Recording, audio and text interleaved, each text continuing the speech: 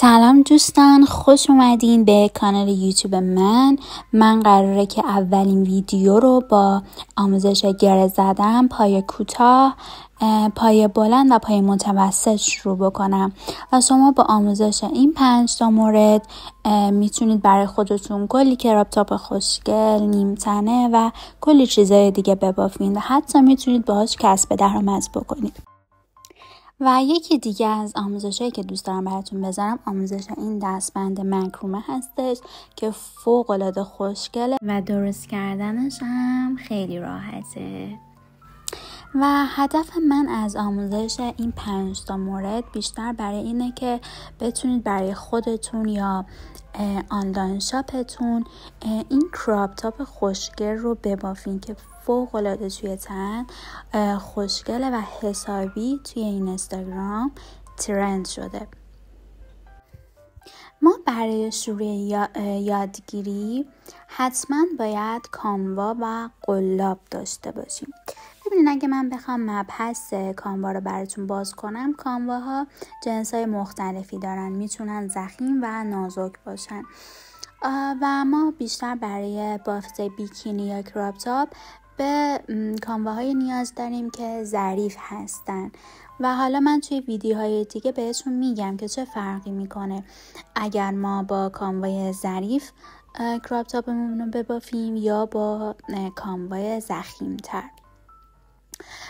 و نیاز به قلاب حالا سایز 2.5 تا 3 نیاز داریم و با همین 2 مورد میتونیم کارمون رو شروع بکنیم. من عکس کانواهایی که خودم قرار استفاده بکنم رو براتون میذارم که شما اگر خواستین تهیه بکنید. بریم سراغ آموزش. خب ببینید، دست سمت چپ، حالا برای کسایی که دست راستی هستن، دست سمت چپ رو، کف دست رو به سمت صورت قرار میدیم و بعد کانوا رو از بین انگشت کوچیک و انگشت حلقه رد میکنیم و محکم نگه میداریم به طوری که میبینید تکون نخوره و بعد از اون کانوا رو از بین انگشت حلقه و انگشت وسط رد میکنیم و از زیر انگشت اشاره به سمت رو هدایت میکنیم به طوری که کانوا روی 4 انگشت قرار بگیره و بعد انگشت اشاره رو کمی فاصله میدیم به طوری که انگشت اشاره با انگشت وسط حالت 90 درجه یا 80 درجه بگیره به خودش و بعد با انگشت شست کانوا رو نگه میداریم، یعنی انگشت شست باید روی انگشت وسط قرار بگیره. حالا قلاب، ببینید سر قلاب باید پایین باشه و بعد قلاب رو به دور نخ میپیچونیم،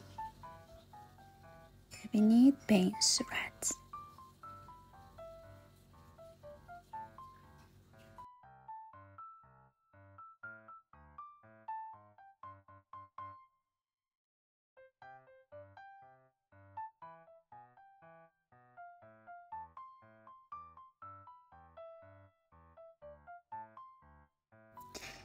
الان ما روی قلابمون یک حلقه ایجاد کردیم و ما حتما باید با انگشت شست و انگشت وسط اون نخ کوتاه پایینی رو بگیریم، وگرنه اگر نگیریم ول میشه.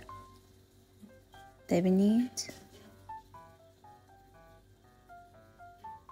شل میشه، پس حتما باید با انگشت شست و انگشت وسط ما قسمت نخ کوتاه شده رو بگیریم و بعد قلاب رو از سمت چپ به دور نخ میپیچونیم و قلاب رو به سمت پایین هدایت میکنیم. میبینید نخ کانوا به سر قلاب قفل شده و بعد از حلقه‌ای که ایجاد کرده بودیم رد میکنیم. الان ما یه حلقه دیگه داریم و گره ایجاد کردیم. حالا من اگه انگشت شستم رو ول کنم و نخ کوتاه پایین رو بکشم، برای ما گره ایجاد میشه.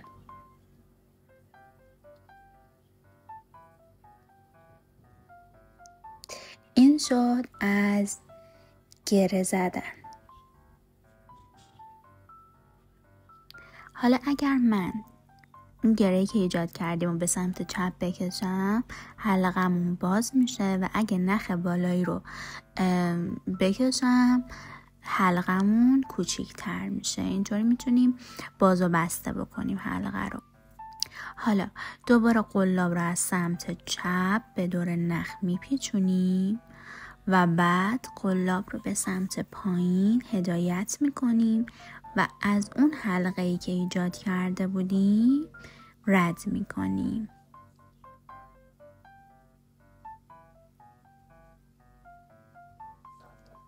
این شد اولین زنجیره ما. دوباره زنجیره بعدی، قلاب رو از سمت چپ به دور نخ میپیچونیم و بعد قلاب رو به سمت پایین هدایت میکنیم، به طوری که وقتی که قلاب به سمت پایین هدایت میشه میبینید اصلا نخ کاموا به سر قلاب قفل میشه و شما به راحتی میتونید از اون حلقه‌ای که ایجاد کرده بودین کاموا رو رد بکنید.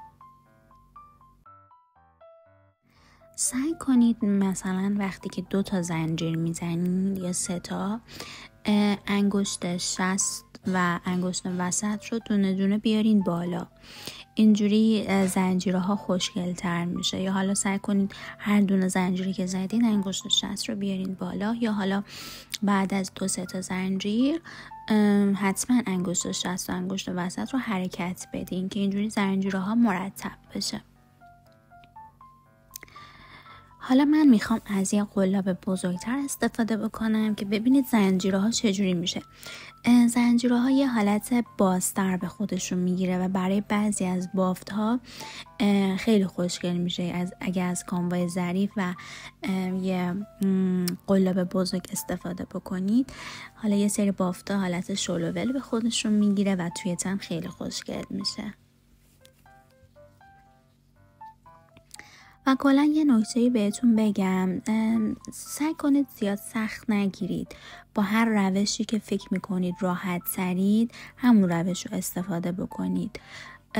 فقط شما نیاز دارین که یه کاموا و یه قلاب داشته باشین و باهاش تمرین بکنید و به مرور میبینید که چقدر راحته و به اون سختی که فکر میکنید نیست. اصلا هم نگران نشین که حالا مثلا زنجیر میزنین چرا زنجیرتون کج میشه، چرا یکیش بزرگ میشه یکیش کوچیک میشه. اصلا وسواس به خرج ندین، همینطوری ادامه بدین، هی اصلا غلط انجام بدین، مشکلی نداره. به مرور انقدر براتون راحت میشه که حتی دستتون تند میشه و خیلی کار تمیزتری میتونید در بیارید. فقط تمرین کنید.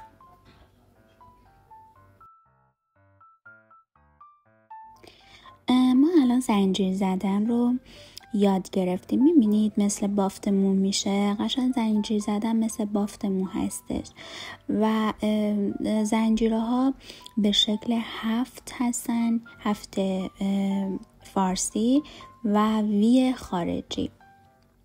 و ما برای زدن پای کوتاه حتما وقتی که چند تا زنجیره میزنیم یه زنجیره اضافه میزنیم و از دومین زنجیره شروع به پای کوتاه میکنیم چون یه فاصله ایجاد بشه برای ما. ببینید الان ما 7 که داریم، یه حلقه سمت چپ داره، یه حلقه سمت راست داره. ما همیشه با حلقه های سمت چپ کار داریم، یعنی ما پایه هامون رو باید از حلقه های سمت چپ بزنیم. الان قلاب رو ببینید، این 7 رو میبینید، یه حلقه سمت چپ داره، یه حلقه سمت راست داره. ما با حلقه سمت چپ کار داریم تا پایین. پس ما از زنجیره دوم از حلقه سمت چپ شروع میکنیم به پای کوتاه زدن.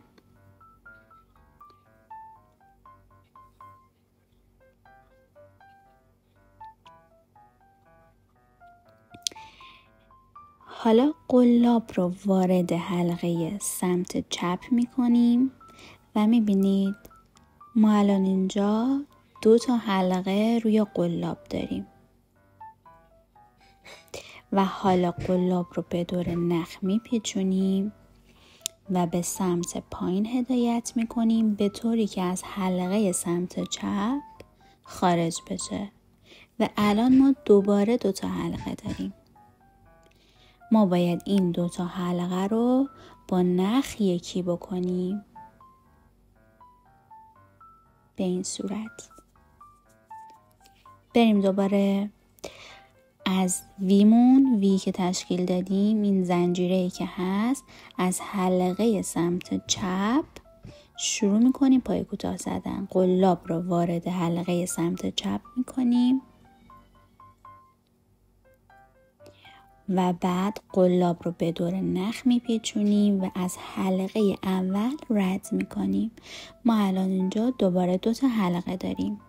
دوباره قلاب رو به دور نخ میپیچونیم و از 2 حلقه رد میکنیم و الان ما 1 حلقه داریم و این کار رو تا پایین ادامه میدیم تا آخرین زنجیره. اون گره‌ای که زدیم و بعدش زنجیره زدیم تا اون زنجیره باید ادامه بدیم.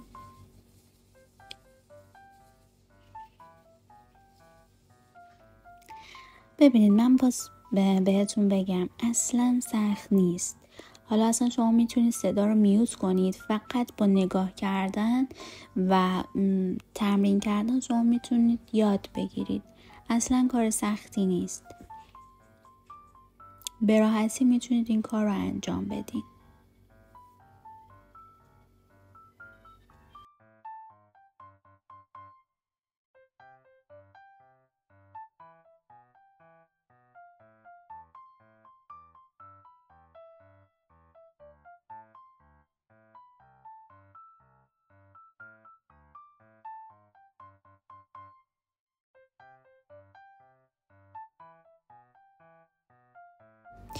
ما الان توی تمام زنجیره هامون پای کوتاه زدیم و حالا برای اینکه بخوایم کار رو ادامه بدیم 1 زنجیره اضافه میکنیم. ما 1 زنجیره همون اول اضافه کردیم، آخر کار هم 1 زنجیره اضافه میکنیم و کار رو برمیگردونیم.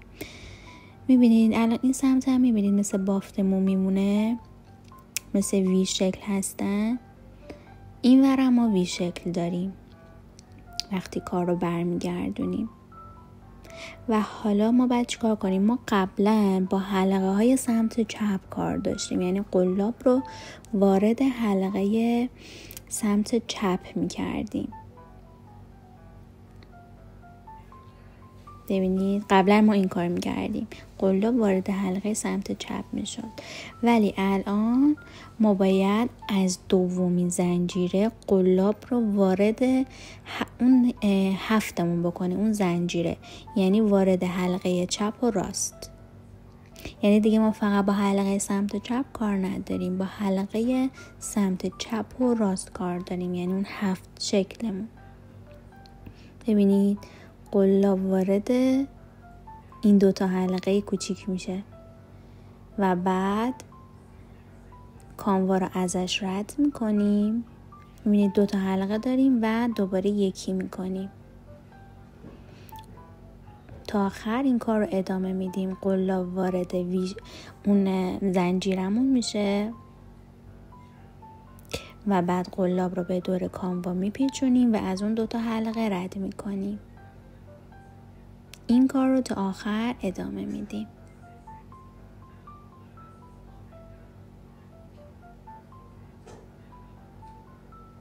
قلاب وارد هفتمون میشه، نخ قلاب رو میگیریم و از اون زنجیره رد میکنیم. ما 2 حلقه داریم و اون 2 حلقه رو یکی میکنیم.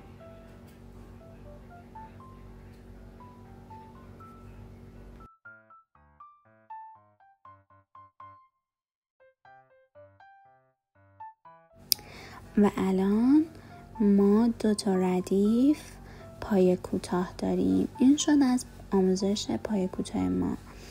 این روی کار بود و این پشت کاره.